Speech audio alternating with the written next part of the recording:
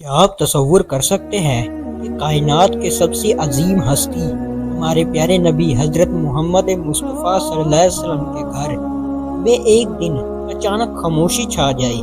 ایک ایسا صدمہ جس نے حضرت عمر فاروق رضی اللہ تعالی عنہ جیسے بہادر انسان کو بھی آنسوؤں سے رلا دیا۔ جی ہاں، یہ تذکرہ ہے ہماری ماں ام المومنین حضرت حفصہ رضی اللہ تعالی عنہ کا۔ سوشل میڈیا پر اکثر یہ بات ادھوری یا غلط انداز میں بیان کی جاتی ہے کہ رسول اللہ صلی اللہ علیہ وسلم نے حضرت حفصہ کو طلاق دے دی تھی، جس سے سننے والوں کے دل دہل جاتے ہیں۔ لیکن آج کے اس دور میں صرف ویوز حاصل کرنے کے لیے اس پاکیزہ رشتے کے بارے میں من گھڑت کہانیاں پھیلائی جاتی ہیں۔ آخر اس واقعے کی اصل سچائی کیا ہے؟ آئیے آج پورے احترام کے ساتھ قرآن اور صحیح احادیث کی روشنی میں اس کی اصل حقیقت جانتے ہیں۔ سب سے پہلے یہ جان لیجئے کہ حضرت حفصہ کون تھی۔ وہ شیر الاسلام حضرت عمر بن خطاب کی بیٹی تھی۔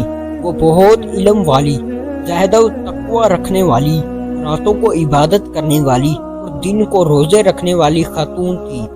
جب ان کے پہلے شوہر جنگ بدر کے زخموں کی وجہ سے شہید ہو گئے، اللہ کے رسول اللہ صلی اللہ علیہ وسلم نے ان کی دلجوئی کے لیے ان سے نکاح فرمایا۔ یوں انہیں مسلمانوں کی ماں یعنی ام المؤمنین بننے کا عظیم شرف حاصل ہو گیا۔ اب آتے ہیں اس اہم موڑ کی طرف کہ کیا واقعی نبی پاک صلی اللہ علیہ وسلم نے حضرت حفصہ کو طلاق دے دی تھی؟ علماء اسلام اور محدثین فرماتے ہیں کہ جی ہاں، یہ سچ ہے۔ رسول اللہ صلی اللہ علیہ وسلم نے ایک موقع پر گھریلو ناسازگاری یا ایک خاص مصلحت کے تحت حضرت حفصہ کو ایک طلاق یعنی طلاق رجعی دے دی تھی، جس میں رجوع کرنے کی گنجائش ہوتی ہے۔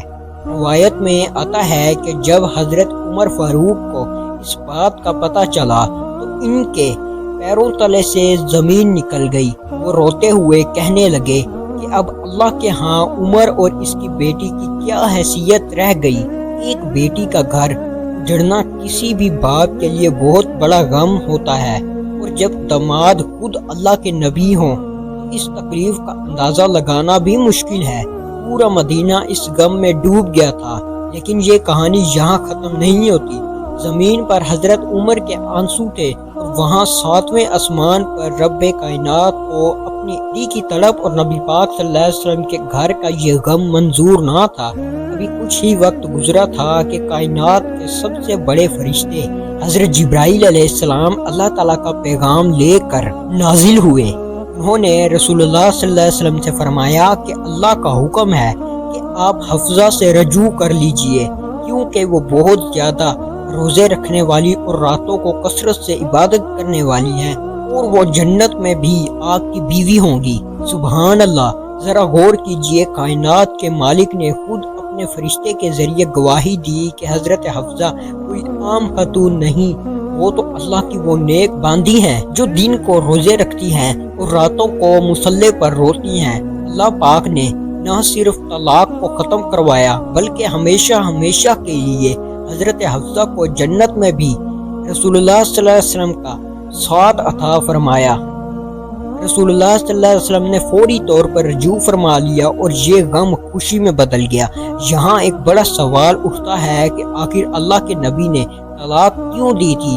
کیا حضرت حفصہ سے بڑی غلطی ہوئی تھی؟ حقیقت یہ ہے کہ کسی بھی صحیح مستند حدیث میں طلاق کی کوئی ایک حتمی وجہ بیان ہی نہیں کی گئی۔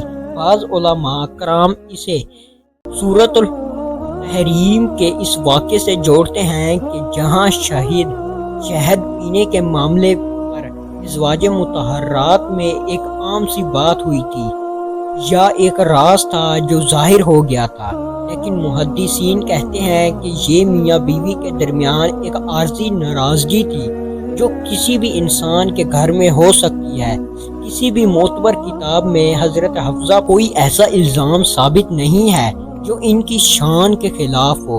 حضرت حفصہ رضی اللہ تعالی عنہا صرف ایک بیوی نہیں تھی، بلکہ انہوں نے امت مسلمہ پر بہت بڑا احسان کیا۔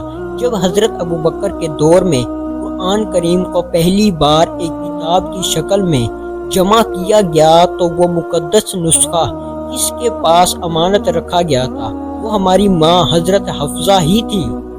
انہوں نے برسوں اس نسخے کی حفاظت کی اور پھر حضرت عثمان غنی کے دور میں اسی نسخے کی کاپیاں تیار کروا کر پوری دنیا میں پھیلائی گئی۔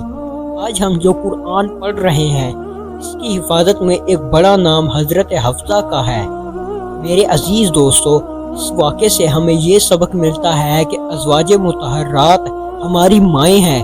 ان کے گھروں کے معاملات کے بارے میں ہمیں ہمیشہ احترام سے بات کرنی چاہیے، سوشل میڈیا کے جھوٹ سے بچنا چاہیے اور ہر سنی سنائی بات کو بغیر تحقیق کے آگے نہیں پھیلانا چاہیے۔